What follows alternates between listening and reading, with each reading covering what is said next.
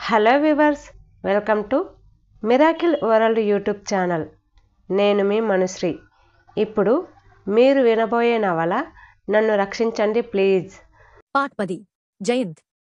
జయంత్ నువ్వెక్కడున్నావ్? ఆమె కళ్ళు బైర్లు కమ్ముతున్నాయి. రాళ్లకు కొట్టుకుంటున్న రక్షణలేని కాళ్ళు నెత్తురు చిమ్ముతున్న సలుపు. సందులు మెలికలు తిరిగిపోతున్నది. అప్పుడే తెరుచుకున్న ఆ గేటులో నుంచి కారు లోపలకు వెళుతోంది. తను ఇక పరుగెత్తలేదు. రోడ్డు మీదపడి వాళ్ల చేతుల్లో చిక్కేదానికంటే అది ఎవరిదైతేనేం ఆ ఇంట్లోకి దూకేయడమే మంచిది. తరువాత తన అదృష్ట ఎలా ఉంటే అలా జరుగుతుంది. ఆమె తీసివున్న ఆ గేటు నుంచి లోపలకు పరుగెత్తిది. కారు శబ్దానికి తెరుచుకున్న ఆ ఇంటి ముఖద్వారం దగ్గర నిల్చున్న స్త్రీని నెట్టుకుంటూ లోపలకు దోర్లింది. ఆమె ఆ వాకై చూస్తుండగా అక్కడ నిలుచున్నది సృజన. జయచంద్ర కారు దిగివెళ్లి గేటు వేసా ఆ పైన పక్కనే ఉన్న గూట్లోని తాళం తీసి దానికి వేసి లోపలకు వచ్చాడు. లోపలకు పరుగెత్తుకొచ్చి పడిపోయిన అవంతిని విచిత్రంగా చూడసాగింది సృజన. ఆమె కాళ్ల నుండి కారుతున్న రక్తాన్ని చూచింది. మట్టికొట్టుకున్న ఆమె చీర అంచుల్ని చూసింది. ఆయాసంతో ఎగిరెగిరిపడుతున్న ఆమె గుండెల్ని చూసింది. నల్లబడిపోయి జిడ్డుగారుతున్న ఆమె మొహాన్ని చూసింది. బేలగా వణికిపోతున్న ఆమె పెదవుల్ని చూసింది. వర్షిస్తున్న ఆమె కళ్లను చూసింది. తినేసిన మామిడిటెంక పీచులా రేగి ఉన్న ఆమె జుట్టును చూసింది. ఎవరు నువ్వు? ఏమైంది? అరుస్తున్నట్లుగా పెద్దగా అడిగింది. ప్లీజ్, నన్ను రక్షించండి. ప్లీజ్, ఆ దుర్మార్గులు నా వెంటబడుతున్నారు. నన్ను రక్షించండి ప్లీజ్ రోదిస్తూ అన్నది. సృజనకేదో అర్థమైనట్లుగా చటుక్కున పోర్టికోలో లైటు ఆర్పింది. హాల్లో లైటు ఆర్పింది. జయచంద్రను వెంటనే తలుపులు వేసేయమన్నట్లుగా సైగ చేసింది. ఆ అమ్మాయిని అంతకుముందు ఎక్కడో చూసినట్లనిపించగా ఆ అమ్మాయి ముఖంలోకే చూస్తూ ఉండిపోయింది. చటుక్కున ఆమె ఎవరో గుర్తుకు వచ్చినదానిలా క్రిందపడి ఉన్న ఆమె రెండు భుజాలు పట్టుకుని ఊపుతూ, నువ్వు అవంతివి కదూ అన్నది. అవంతి కళ్ళు ఆశ్చర్యంతో విప్పారాయి. మీరు సృజనగారా? ఆమె ఆవిర్లు తేలుతున్న శరీరానికి ఓ చల్లని పవన వీచిక. గుర్తుపట్టింది సృజన. తమ పక్కింట్లో ఉండేవాళ్లు వీళ్లు.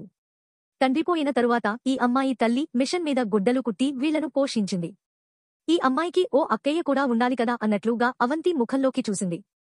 అవంతి భుజం మీద తడుతూ, లే, నీకేం భయం లేదు, లే అంటూ లోపలకు తీసుకువెళ్ళింది. ఓ అరగంట తరువాత కాస్త కోలుకుని జయంత్కు ఫోను చేద్దామా అనుకున్నది. కాని చుట్టుపక్కలే తిరుగుతున్న ఆ రాక్షసులు అతడి రాకను పసిగడితే తన కథ మళ్లీ మొదటికే వస్తుంది అనుకుంటూ ఆ ప్రయత్నాన్ని విరమించుకున్నది అవంతి. అవంతి దొడ్డి తలుపు గుండా బయట చీకట్లోకి పరుగెత్తిన 10 నిమిషాల్లోనే ఆ ఇంటి ముందు ఓ పోలీసు జీపు ఆగింది. అందులోనుంచి బిలబిలా పోలీసులు దిగారు. దిగిన మరుక్షణం ఆ ఇంటిని చుట్టుముట్టారు. ఇన్స్పెక్టర్ 2 కానిస్టేబుల్స్ని తీసుకుని లోపలకు వచ్చాడు. ఇంకా అప్పటికీ అవంతి అక్కయ్య గోడకు నీరసంగా జారిగిలబడే ఉన్నది. ఆమె భర్త తన మంచం మీద త్రాగిన మైకల్లో పడి ఉండి ఏదో గొణగుతూనే ఉన్నాడు. ఓ మూల భయంగా పిల్లలు బిగదీసుకు కూర్చొని ఉన్నారు. ఇన్స్పెక్టర్ లోపలకు వస్తూనే చిందరవందరగా పడివున్న వస్తువులను చూస్తూ, ఏమైంది అన్నాడు అవంతి అక్కయ్యతో. ఆ రాక్షసులు వచ్చారు. ఎవరు వాళ్ళు? సుధాకర్ మనుష్యులు. దేనికి? అన్నాడు ఇంట్లో నలువైపులా చూస్తూ. నా చెల్లెలు అవంతిని ఎత్తుకుపోయేటందుకు. ఆమె మొహాన్ని 2 చేతులతోనూ కప్పుకుని ఏడ్వసాగింది. ఇన్స్పెక్టర్ ఆలస్యం చేయకుండా వెనగ్గా ఉన్న కానిస్టేబుల్స్, క్విక్, వెంటనే ఇళ్ల తాసోదా చేయండి అన్నాడు. వెతికేటందుకు ఏమున్నది? వాళ్లంతా ఆ దొడ్డివైపు నుండి పారిపోయారు. అతడు ఆమె మాట వినిపించుకోలేదు. ఉన్న 2 గదుల్లో నీ అటకలవంక కళ్ళు పెద్దవి చేసుకుని చూస్తున్నాడు. పాత గిన్నెలు, చెంబులు, బిందెలు, రంగులు పోయిన ట్రంకు పెట్టెలు, చెక్క పెట్టెలు. అసహనంగా కదులుతున్నాడు అటు ఇటు. పక్కనున్న చిన్న గదిలో అటకమీద మూలగా ఉన్న గులాబీరంగు కాన్వాస్ బ్యాగ్ను చూడగానే అతడి కళ్ళు తళుక్కున మెరిశాయి. అతడే స్టూలేస్కు ఎక్కి దాన్ని జాగ్రత్తగా తీశాడు. ఖాళీగా ఉన్నట్లు ఉన్న ఆ సంచీ జిప్ తీసి చూసి తనకు కావాల్సిన వస్తువే కనబడ్డట్లుగా తృప్తిగా నవ్వుకుంటూ తిరిగి జిప్ మూశాడు. స్టూలు దిగి బయటకు వచ్చేశాడు. ఆ గదిలో ఉన్న అతడిని కూడా జీపెక్కించండి అన్నాడు అరుస్తున్నట్లుగా, నన్ను రక్షించండి ప్లీజ్ అవంతి బావవంక లాఠీ చూపిస్తూ. త్రాగిన మైకల్లో ఉన్న అవంతి బావ పోలీసుల్ని ఊరంతా తిప్పాడు. ఎక్కడెక్కడో వెతికించాడు. అతడి నిషా తగిన అరగంటకు తూర్పున వెలుగు రేఖలు ఉదయిస్తూ ఉన్న సమయాన వాళ్లకు కావాల్సిన మనిషి కూడా వాళ్ల చేతుల్లో ఇరుక్కున్నాడు. అతడు సుధాకర్. ఒక కోర్టు హాలంతా జనంతో కిక్కిరిసి ఉన్నది. ఆ రోజు రవికి బయలు దొరుకుతుందని అతడి స్నేహితులంతా ఎదురు చూస్తున్నారు. జయంత్ ఓ పక్కగా కూర్చున్నాడు. మాతా డరావు మీద నిషేధం విధించడంతో ఆయన రాలేదుగాని భుజంగం జడ్జిగారు వచ్చిన తరువాత వచ్చి కూర్చున్నాడు. అనూరాధ జయంత్ను పలకరించింది. హలో అంటూ. నమస్కారం. చెప్పండి. ఈ మధ్య మీరెక్కడా కనబడటం లేదు. మిమ్మల్ని చూడాలంటే నాకు సిగ్గుగా ఉన్నది అన్నది తలవంచుకుని. అదేవిటి? మిమ్మల్ని గుద్దిన వ్యాను మాదవ్వటంతో మమ్మెల్నెక్కడ అపార్థం చేసుకుంటారోనని జయంత్ నవ్వాడు. ఠ ఠ అలాంటిదేం లేదు. Don't worry.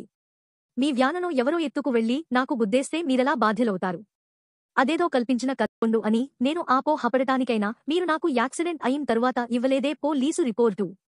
ఆపైన మనిద్దరికీ శత్రుత్వం ఏమీ లేదుగదా. అవుననుకోండి. అయినా మిమ్మల్ని ఓ జర్నలిస్టుగా ఎంతగానో అభిమానించే నాకు నా వ్యాను వలననే మీకు యాక్సిడెంట్ అవ్వటం ఎంతో బాధ కలిగించింది. మిమ్మల్ని వచ్చి చూద్దామనుకుని కూడా ధైర్యం చేయలేకపోయాను అన్నది తప్పు చేసిన దానిలా తలవంచుకుని. ఫర్గెట్.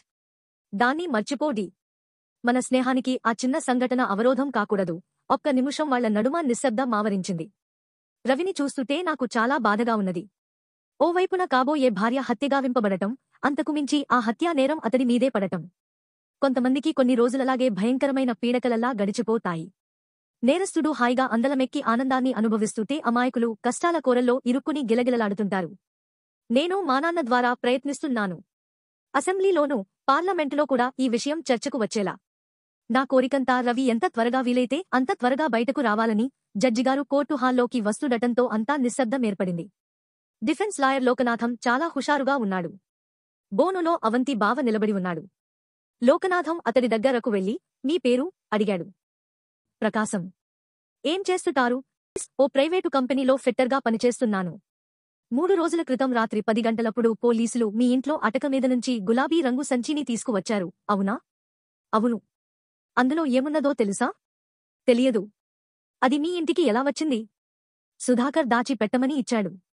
అతడెవరు? స్నేహితుడు. ఎలాంటి స్నేహం? కొంతకాలం క్రితం ఫ్యాక్టరీలో పరిచయమైంది. ఆపైన సన్నిహితుడయ్యాడు. ఏ విధంగా? ప్రకాశం మాట్లాడలేదు. రెట్టించాడు లాయర్ లోకనాథం. ఎలా సన్నిహితుడయ్యాడు?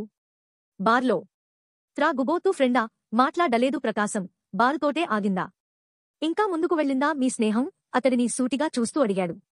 అవసరానికి డబ్బులిస్తూ దగ్గరవాడయ్యాడు. త్రాగటానికా? సమాధానమివ్వకుండా నిశ్శబ్దగా నిలుచున్నాడు ప్రకాశం. దేనికి ఇచ్చేవాడు డబ్బు?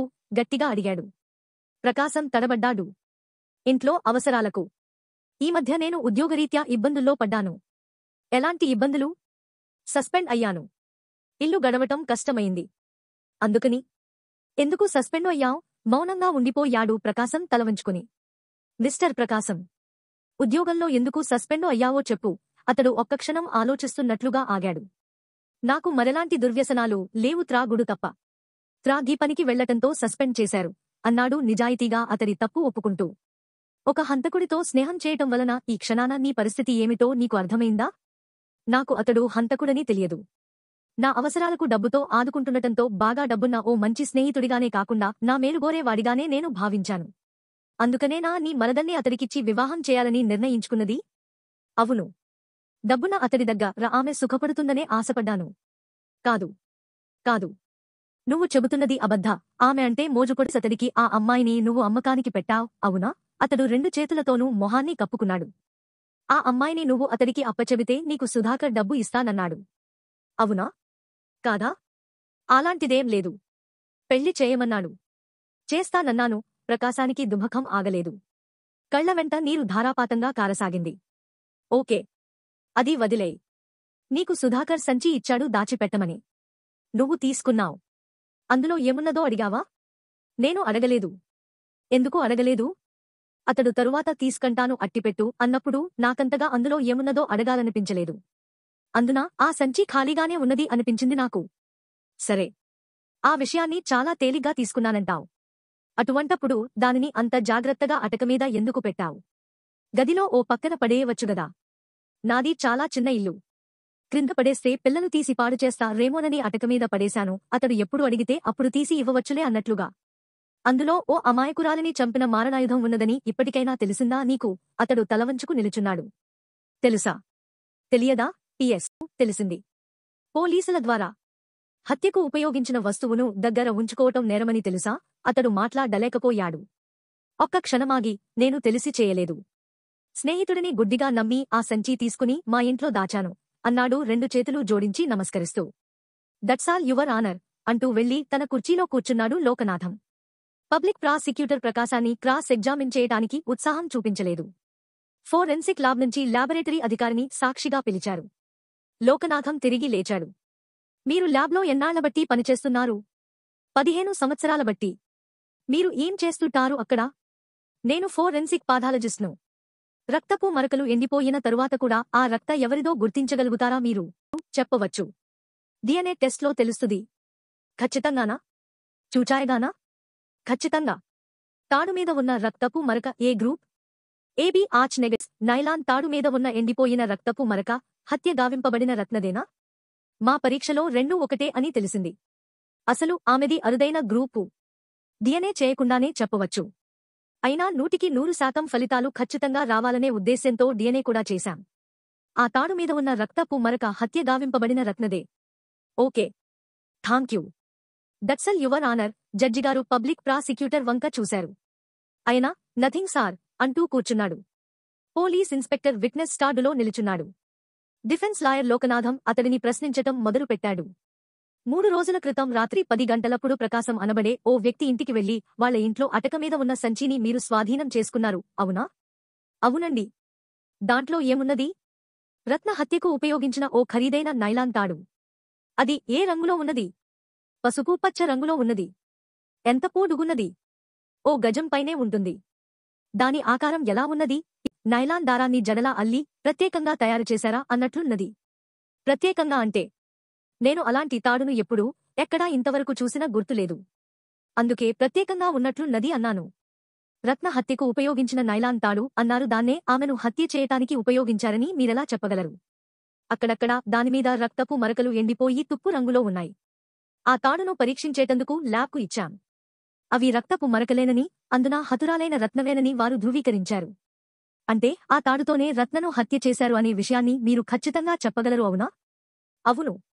ఓకే. ఓకే. హత్య అయితే తాడుతోటే జరిగిందని, తాడును మెడకు మెలిపెట్టి గట్టిగా బిగించి చంపివేశారని పోస్టు మార్టం రిపోర్టులో కూడా ఉన్నది. అంతేగాదు సార్. ఆ తాడు మీద ఆ హతురాలి రక్తపు మరకలే గాకుండా ఆమె మెళ్ళో ఉన్న గొలుసు తెగి అందులోని ఇమిటేషన్ రాళ్లు ఆ తాడు మెలికల్లో ఇరుక్కున్నాయి. థాంక్యూ. థాంక్యూ అంటూ ఆయన జేబులో నుంచి ఓ పొయిట్ల తీసి దాన్ని విప్పి జడ్జిగారికి గుమాస్తా ద్వారా ఇచ్చాడు. అది రత్నను హత్య చేసినప్పుడు తెగిక్రింద పడిన ఆమె మెళ్ళో గొలుసు. దాన్నే కిశోరు తీసి దాచిపెట్టి జయంత్కు చూపించింది. జడ్జిగారు దాన్ని చూసి తిరిగి గుమాస్తాకు ఇచ్చారు జాగ్రత్తపరిచేటందుకుగాను. జడ్జిగారు పబ్లిక్ ప్రాసిక్యూటర్ వంక చూశారు. Not now sir. ఆయనకు అర్థమైపోయింది. డిఫెన్స్ లాయర్ 3 రోజుల క్రితం జడ్జిగారికి ఓ కవరు ఇచ్చినప్పటి నుండి కేసు ఎలా మలుపులు తిరుగుతున్నదో. 1 గంట అవ్వటంతో జడ్జిగారు లంచి లేచారు. జయంత్ బయటకొచ్చాడు. అతడి వెనుకనే భుజంగము బయటకు వచ్చాడు. భుజంగాన్ని చూస్తూనే దూరంగా చెట్టు క్రింద నిల్చున్న మార్తా డరావు హడావుడిగా ముందుకు వచ్చాడు. రవికి బెయిల్ దొరుకుతుందా? దొరకవచ్చు. రవి హంతకుడు కాదు అని నిరూపించేటందుకు జయంత్ చాలా తిప్పలు పడుతున్నాడు. మార్తా డరావు మాట్లాడలేదు. నువ్వు అనవసరంగా అతడిని అపార్థం చేసుకున్నావు. ఏవీ కాదు.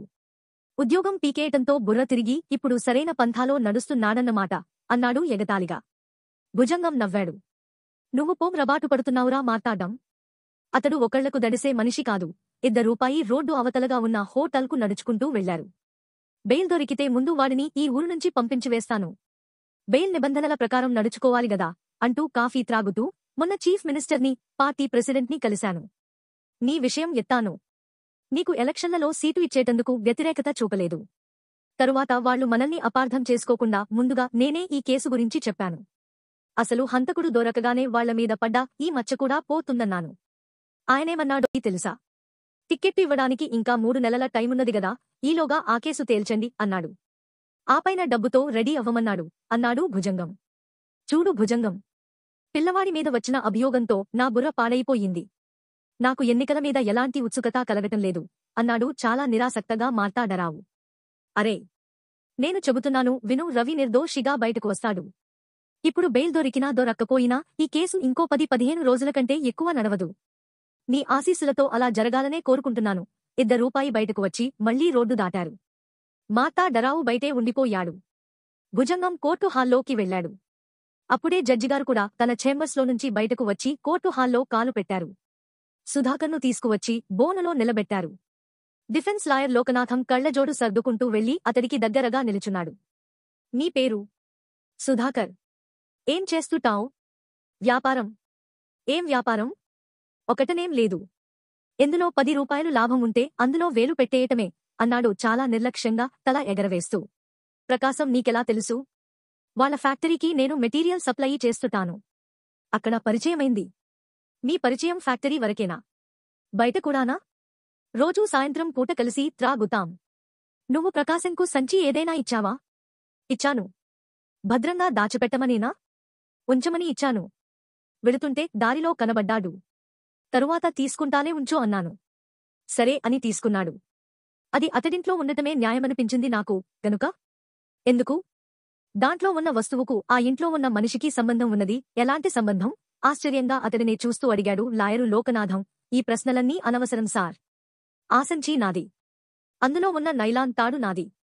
దాంతోనే నేను రత్న అనే అమ్మాయిని గొంతుకు మెలేసి బిగించి చంపేశాను.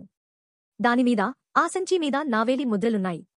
గనుక నేను కాదన్నా ఎవ్వరూ ఒప్పుకోరు. ఒప్పుకోకపోతే పోలీసుల చేతుల్లో నేను తన్నులు తినాలి. జడ్జిగారు అతడి వంకే చూస్తూ, అలా చెప్పమని పోలీసులు నీ మీద ఒత్తిడి తెచ్చారా? అన్నారు. అతడు తల అడ్డగా ఊపాడు. లేదు అంటూ నాథం చిన్నగా నవ్వి, నువ్వు ఈ హత్య చేయటానికి కారణం? అడిగాడు. ఎవరైనా ఏ పనిచేసినా 4 డబ్బులు కోసమే గదండి. ఇందులో నాకు 4 డబ్బులే గాకుండా ఇది చేయమని కోరింది నాకిష్టమైన ఓ స్త్రీ గనుక. ఎవ్వరామె? ఉత్సుకతతో ముందుకు వంగాడు లోకనాథం. నేను ప్రేమిస్తున్న అమ్మాయి. పేరు అవంతి. ఒక్కసారిగా నెత్తి నా ఏదో పెద్ద బండపడ్డట్లుగా ఉలిక్కిపడ్డాడు జయంత్. ముఖం భయంతో నల్లబడిపోయింది. ఉద్వేగంతో జుట్టు నిక్కబోడుచుకున్నది. తల దిమ్మెక్కిపోయింది అతడికి. ఆమె కోరిందనటానికి రుజువేమిటి? తీక్షణంగా చూస్తూ అడిగాడు లోకనాథం. నేను ముందే చెప్పాను గదా సార్. నేను డబ్బు మనిషిని. ఎంత ప్రేమించిన మనిషి కోరికైనా డబ్బులేందే పనిచేయను. అందున హత్యలాంటి పెద్ద పని. ఈ పని చేయాలంటే చాలా ఖర్చవుతుందన్నాను. డబ్బులేదంది. కావాలంటే నా చేతికి గాజులున్నాయి, మెళ్ళో గొలుసున్నది, ఇస్తాను అన్నది. ఇచ్చింది. నేను హత్య చేశాను. కోర్టు హాలంతా భయంకరమైన నిశ్శబ్దతో నిండిపోయింది. ఓ పని చేయండి సార్. పోలీసులను మా ఇంటికి పంపండి. నా మంచం క్రింద వెనగ్గా ఓ పాత నీలం రంగు ట్రంకు పెట్టె ఉంటుంది. అది తెరిచి చూస్తే నేను చెప్పిన ఆ సేమ్ములు కనబడతాయి. అవి చూపించి అవంతినే అడగండి. అవి తనవి అవునంటుందో కాదంటుందో. సరిగ్గా వారం రోజుల క్రితం పిల్లలు వారం రోజుల బట్టి తెగగోల చేస్తూ నారు తింటానికేమైనా చేయమని అవంతి అక్కయ్యను. క్షణం తీరిక లేదు, దమ్మిడి ఆదాలేదు అన్నట్లుంటుంది. పొద్దున లేచినప్పటినుండి పనే. ముందు పిల్లలు స్కూలుకు వెళతారు. తరువాత భర్త మరో ఫ్యాక్టరీలో చిన్న ఉద్యోగంలో చేరాడు.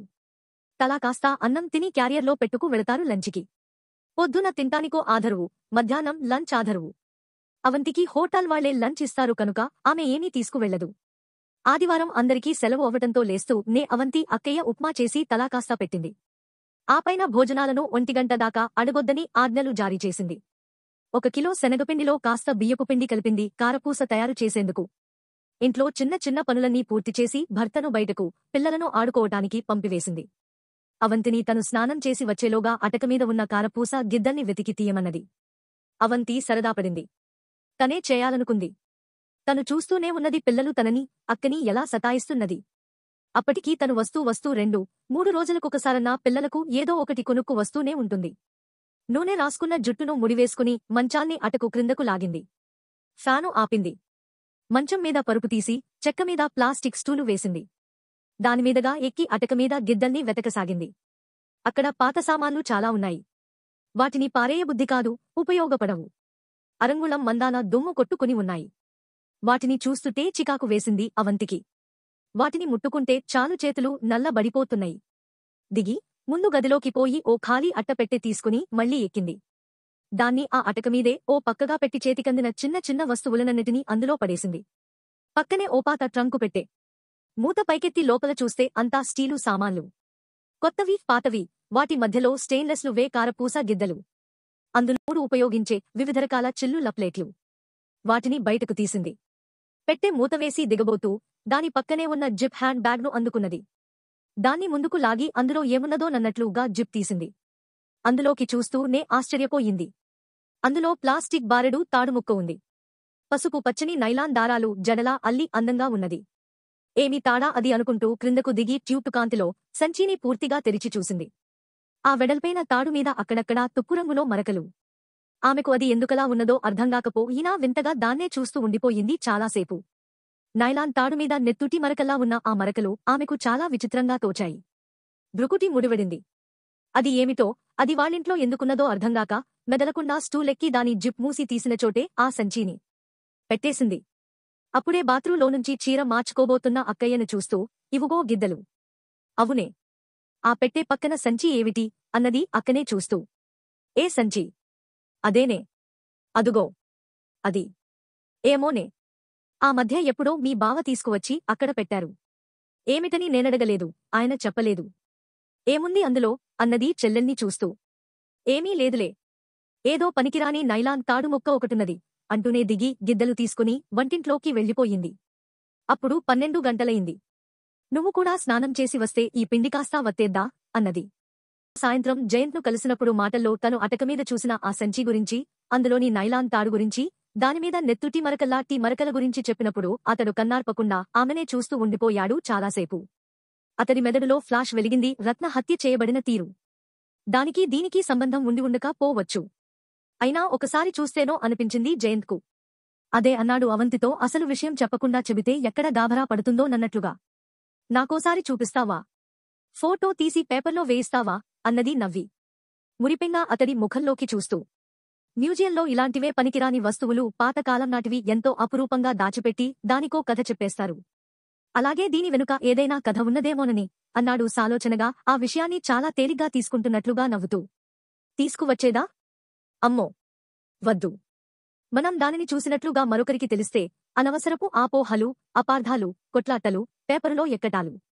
వద్దు తల్లీ వద్దు. అవంతి పెద్దగా నవ్వింది.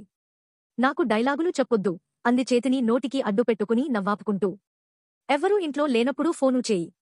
నేను వస్తాను మీ ఇంటికా. మా అక్క ఎప్పుడూ ఎక్కడకు వెళ్ళదుగదా. తొందరేం లేదు. వెళ్ళినప్పుడే తనలోని ఆదుర్దాను ఏమాత్రం కనబరచకుండా అన్నాడు. ఆ అవకాశమూ సరిగ్గా 4 రోజుల్లోనే వచ్చింది. ఆ రోజు అవంతి పనిచేస్తున్న హోటల్లో మరో రిసెప్షనిస్ట్ సెలవు పెట్టడంతో సాయంత్రం డ్యూటీ పడింది. 2 గంటల నుండి రాత్రి 8 గంటల వరకు. పిల్లలు స్కూలుకు వెళ్లారు. ఆమె బావ ఫ్యాక్టరీకి వెళ్లాడు. పక్క వీధిలో బాగా తెలిసిన వాళ్ల అమ్మాయి పెద్దమనిషి అవటంతో అక్క భోజనానికి వెళ్ళింది. అవంతిని రమ్మనమన్నదిగాని అంతగా పరిచయం లేని వాళ్ళింటికి తను రాలేనని ఇంట్లోనే ఉండిపోయింది. అక్క తప్ప అందరూ బయటకు వెళ్లగానే హోటల్కు ఫోను చేసి వస్తా అన్నంటూ బయటకు వచ్చింది అవంతి. టెలిఫోన్ బూత్ వాళ్ల వీధి మొదట్లోనే ఉన్నది. అప్పుడు 8 గంటలైంది. జయంత్ ఇంకా బయటకు వెళ్లేటందుకు బయల్దేరలేదు. నువ్వు 11 గంటలకు మా ఇంటికి వస్తే మంచిది. నేను తప్ప ఎవ్వరూ ఉండరు. ఎంత సుదినమీ రోజు. నీ ఏకాంత సేవకు ఏ పుష్పాలుకుని తేవాలో నేను అన్నాడు నవ్వుతూ. నీ ఇష్ట పాత్రికేయుడివి. నీకు తెలియనివి ఏముంటాయి. మల్లల నుండి కలువలదాకా నీ ఆనందమే నా ఆనందం. ఓ నాకాబోయే భార్యామణి. వీటికి తోడు చిటికెడు వెన్నెలరేయి అయితే అమృత సేవనకు ఎల్లలే ఉండవుగదా. ఏమిటా కవిత్వం. ఓ పక్కన కొంపలంటుకుంటున్నాయంటూ గోలపెడుతూ నీకావాల్సినవి చూడాలని అనుకుంటే 2 నిమిషాల్లో పని ముగించేయాలి. ఇది పబ్లిక్ ఫోన్. పెట్టేస్తున్నాను. ఇంట్లో ఎవ్వరూ ఉండరు కదా. ఆ సమయంలో ఉండరనే అనుకుంటున్నాను. 11 గంటలకు మా వీధిలోకి వచ్చేసేయ్. ఇంట్లో ఎవ్వరూ లేకపోతే నేను గేటు దగ్గర నిలబడి ఉంటా. నేను లేనో. మా వీధిలో ఓ అరడజను చక్కర్లు కొట్టి ఆపైన నీదారి నువ్వు చూసుకో.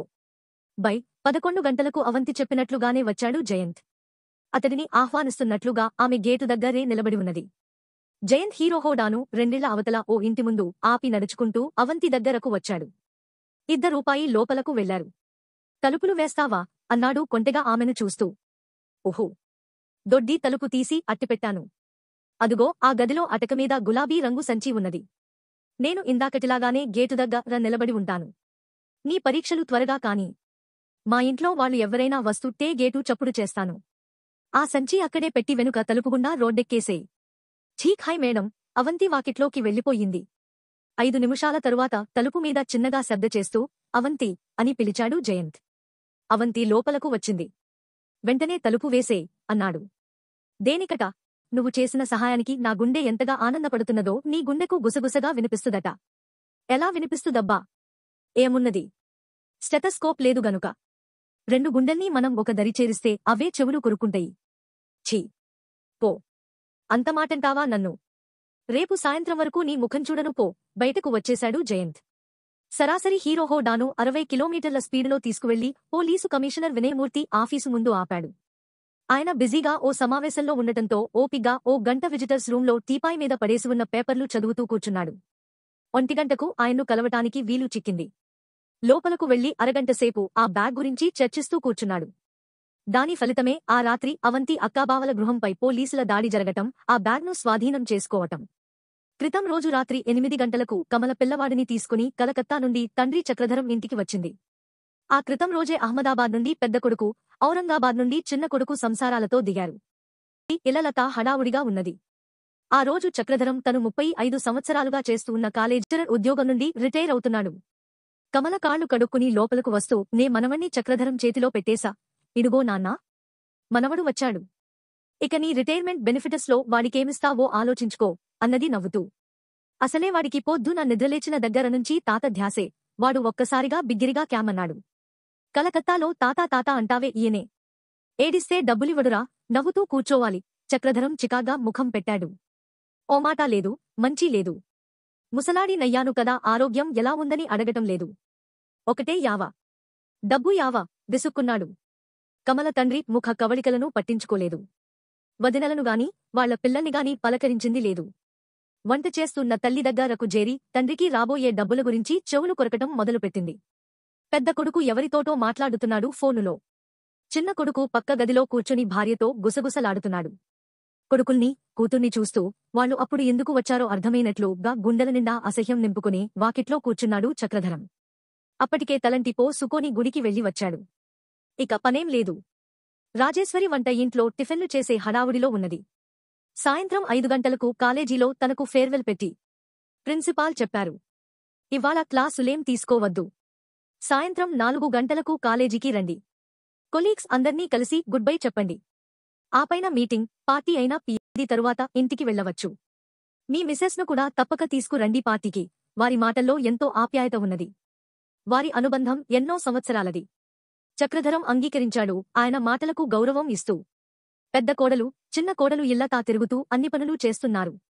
వాళ్లు కలిసి దాదాపు సంవత్సరం అవ్వడంతో వాళ్ల ఊరి కబుర్లు సరదాగా చెప్పుకుంటున్నారు. చిన్న కొడుకు వచ్చి తండ్రి ఎదురుగా కుర్చీలో కూర్చున్నాడు. మీరిక మా దగ్గరకు వచ్చేయండి నాన్నా. ఇన్నాళ్లు రావటానికి మీ ఉద్యోగం ఒక గుదిబండ అయింది. ఇక నా దగ్గరే ఉందురుగాని. కంపెనీ క్వార్టర్సు కూడా చాలా పెద్దవి. హాయిగా ఉండవచ్చు. అమ్మకు మనవడితోనూ కోడలితోనూ కావాల్సినంత కాలక్షేపం అన్నాడు. చిన్న కోడలు వచ్చింది. నిజం మామయ్యగారు. అసలు ఆయనకు నేనెప్పుడో చెప్పాను. మామయ్యగారిని సెలవు పెట్టేసి రమ్మనమనండి అని.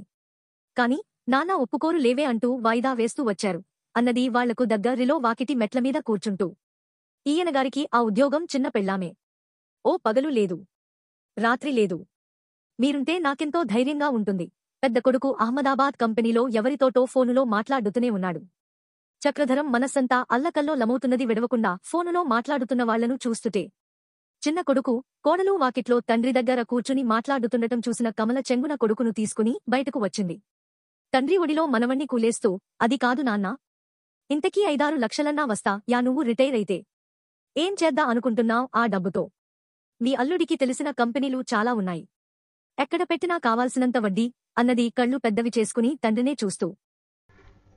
మరిన్ని ఇలాంటి నవలల కోసం ఈ ఛానల్ని లైక్ చేయండి, షేర్ చేయండి, అలాగే సబ్స్క్రైబ్ చేయండి. మీ సలహాలు, సూచనలు ఏమైనా ఉంటే కామెంట్ రూపంలో తెలియజేయండి.